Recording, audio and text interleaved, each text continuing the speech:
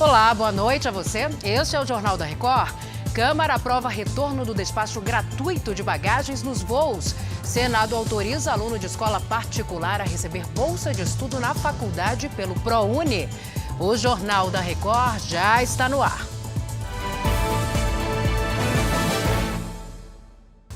Oferecimento Bradesco Prime. Conecta você aos seus investimentos. Começamos a edição de hoje por Brasília, porque o Senado aprovou agora à noite o marco regulatório das criptomoedas. O Matheus Scavazini traz os detalhes para a gente. Oi, Matheus, boa noite. Boa noite, Salsi. O texto aprovado pelos senadores estabelece regras para a comercialização de criptoativos e prevê a proteção e a defesa do consumidor. O objetivo é diminuir as fraudes com moedas virtuais. A expectativa é que a regulamentação ajude o poder público a fiscalizar as corretoras. O texto segue para análise da Câmara. O Senado também aprovou a medida provisória que autoriza alunos que fizeram o ensino médio em escolas particulares a entrarem na universidade pelo ProUni, programa que oferece bolsas de estudo. Mas os critérios de renda vão ser mantidos. Esse texto vai para a sanção presidencial, Salsi. Tá certo, Matheus. E eu continuo com você porque na Câmara foi aprovado há pouco o retorno do despacho gratuito de bagagem nos aeroportos, né, Matheus?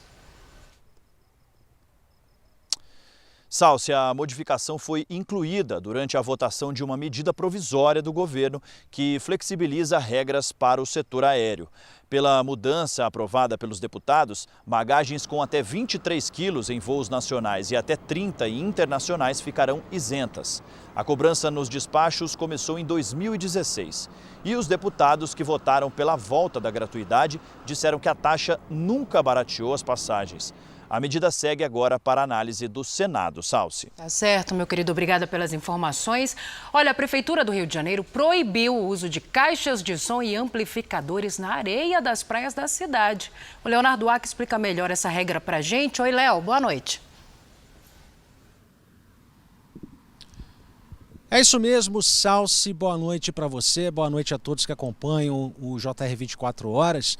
A verdade é que os equipamentos de som só vão ser permitidos em atividades esportivas como academias ao ar livre e também em eventos com autorização prévia do município.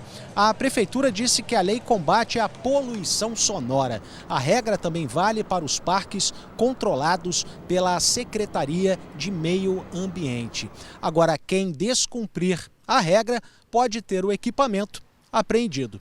Salsi. Obrigada, Léo.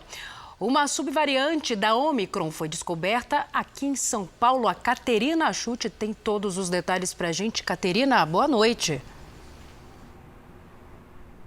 Olá, Salsi. Boa noite para você, boa noite a todos que nos acompanham. Olha, a infectada é uma criança de 3 anos que fez o teste em fevereiro deste ano e o resultado indicou que ela tinha o vírus com informações da Omicron e também com fragmentos de uma segunda mutação ainda desconhecida. Essa combinação de vírus ainda não foi identificada em nenhuma parte do mundo.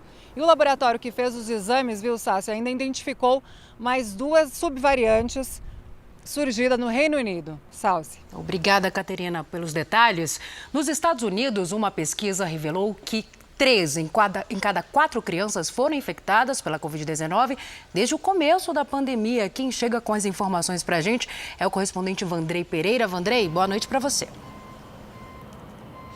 Olá, Salsi, muito boa noite. Um estudo feito pelo Centro de Controle e Prevenção de Doenças mostrou que o percentual de pessoas com menos de 17 anos que possuíam anticorpos para o coronavírus subiu de cerca de 45% em dezembro para 75% em fevereiro. Foi nesse período que a variante Omicron começou a circular aqui no país. Considerando americanos de todas as idades, o número de infectados pela doença foi de 58%. Salsi. Obrigada, Vandrei. Os Estados Unidos ofereceram uma recompensa equivalente a quase 50 milhões de reais por informações sobre 6 agentes da inteligência russa. Eles são acusados por ataques cibernéticos contra diversos alvos, incluindo em uma rede elétrica da Ucrânia. O grupo de hackers já causou prejuízos ali de cerca de 5 bilhões de reais somente nos Estados Unidos. A Rússia afirmou que tomou controle de importantes territórios no leste da Ucrânia. O exército russo disse ter conquistado cidades da região separatista de Donbás e partes das áreas de Kharkiv, Zaporizhia e Mykolaiv. Já a Ucrânia divulgou um vídeo de disparos de foguetes contra alvos inimigos em Luhansk.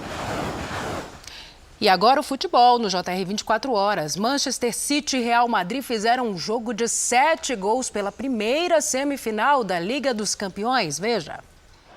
O time inglês saiu na frente com 1 minuto de jogo.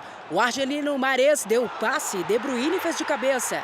Aos 10 minutos, o belga chutou cruzado. A bola ficou com o brasileiro Gabriel Jesus, que ampliou para o City. O Real Madrid diminuiu com um gol francês. Mendy levantou e Benzema bateu no canto. No segundo tempo, o brasileiro Fernandinho cruzou e o inglês Phil Foden marcou o terceiro. No lance seguinte, Vini Júnior recebeu a bola no meio de campo, acelerou até invadir a área e deixou dele. Um golaço do brasileiro. O ucraniano Zinchenko sofreu falta, mas a bola sobrou para o português Bernardo Silva, que chutou no ângulo. O alemão Kroos cruzou e a bola bateu na mão do zagueiro. Benzema cobrou o pênalti com cavadinha. Manchester City 4, Real Madrid 3. O jogo de volta é na quarta que vem em Madrid. E por aqui também teve competição continental. 3 equipes brasileiras entraram em campo pela Copa Sul-Americana. O Fluminense empatou sem gols com Santa Fé.